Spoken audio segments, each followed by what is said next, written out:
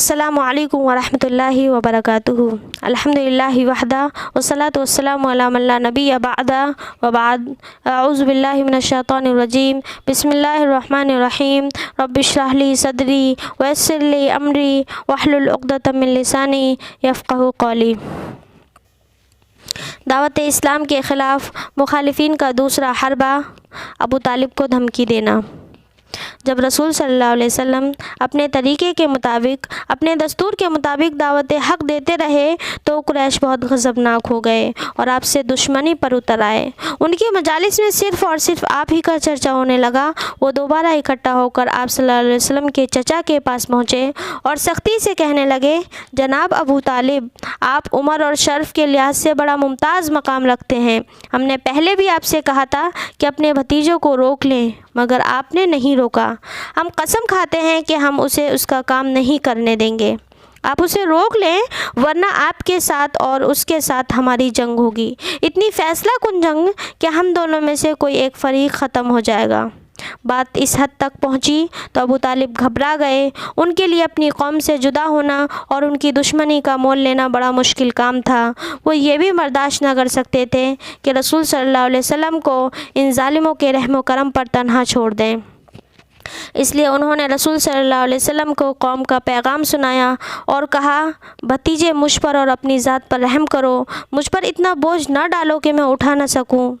ابن اسحاق کی ایک روایت ہے کہ رسول صلی اللہ علیہ وسلم نے فوراً اندازہ لگا لیا کہ چچا جان میرا بوجھ اٹھانے کی طاقت نہیں رکھتے، اس لیے انہوں نے کہا، یا امی، اے چچا، اللہ کی قسم، اگر یہ لوگ میرے دائیں ہاتھ پر سورج اور بائیں ہاتھ پر چاند بھی لا کر رکھ دیں اور مطالبہ کریں کہ میں دین کی تبلیغ روک دوں، تب بھی میں اللہ رب العزت کے دین کی دعوت دینے سے باز نہیں آؤں گا، حتیٰ کہ اللہ تعالیٰ اس دین کو غالب کر دے یا میں اپنی جان قربان کر دوں۔ اس وقت شدت جذبات سے آپ صلی اللہ علیہ وسلم کی آنکھوں میں آنسو آ گئے تو آپ اٹھ کر چل پڑے۔ جیسے ہی آپ نے منہ موڑ کر قدم آگے بڑھایا، چچا نے بے قرار ہو کر کہا، بھتیجے واپس آؤ۔ آپ واپس ہوئے۔ چچا نے پورے جوش و خروش سے کہا، بھتیجے جاؤ، جو جی میں آتا ہے کہو، اللہ کی قسم میں جیتے جی تمہیں تنہا نہیں چھوڑوں گا۔ اسی طرح ابن اسحاق کی ایک دوسری روایت میں ہے، جو عقیل بن ابو طالب سے مروی ہے، کہ کفار قریش کی دھمکی کے بعد عقیل نے کہا کہ ابا جان نے مجھے رسول صلی اللہ علیہ وسلم کو بلانے بھیجا۔ جب آپ تشریف لائے تو ابا جان نے کہا، بھتیجے یہ تمہاری قوم کے لوگ کہتے ہیں کہ تم انہیں ان کی مجلسوں اور بیت اللہ میں تکلیف دیتے ہو، بھتیجے انہیں تکلیف مت دو۔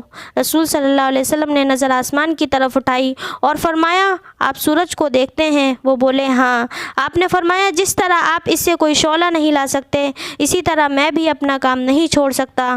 ابو طالب سرداران قریش سے کہنے لگے، اللہ کی قسم، میرے بھتیجے نے کبھی کوئی غلط بات نہیں کہی، جاؤ چلے جاؤ۔ اسی طرح اللہ تعالیٰ نے ان کے دل میں، ابو طالب کے دل میں آپ صلی اللہ علیہ وسلم کی محبت کوٹ کوٹ کر بھر دی تھی۔ البتہ یہ محبت طبعی تھی، شرعی نہیں تھی۔ ان کا اپنی قوم کے دین پر قائم رہنا بھی اللہ تعالیٰ کی ہی از حکمت پر مبنی تھا، مگر ابو طالب بھی مسلمان ہو جاتے تو مشرکین قریش کے نزدیک ان کا کوئی شرف اور مرتبہ باقی نہ رہتا۔ نہ وہ لوگ ان سے ڈرتے، نہ ان کا احترام کرتے، بلکہ جرأت کے ساتھ آپ صلی اللہ علیہ وسلم کے ساتھ گستاخیاں کرتے۔ رب عظیم جو چاہتا ہے کرتا ہے، اور جو بہتر ہوتا ہے وہی کرتا ہے۔ اللہ تعالیٰ نے اپنی مخلوق کی طبیعت مختلف بنائی ہے۔ آپ کے دونوں چچا یعنی ابو طالب اور ابو لہب دونوں ہی کافر تھے۔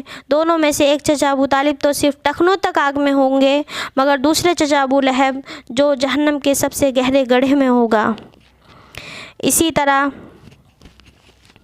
آپ کے چچا نے آپ صلی اللہ علیہ وسلم کو کبھی گرم ہوا تک نہیں لگنے دی، البتہ علانیہ قبول اسلام سے باز رہے۔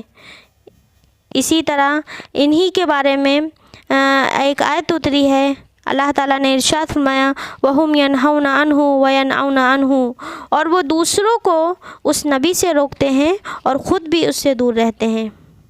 آخر میں مولا کریم سے دعا ہے کہ ہم تمام کو اپنے نبی کی سیرت سننے، سمجھنے، پڑھنے کی توفیق دے اور اپنے نبی کی سنتوں کو اپنی زندگی میں لانے کی توفیق دے۔ آمین ثم آمین۔ السلام علیکم ورحمۃ اللہ وبرکاتہ۔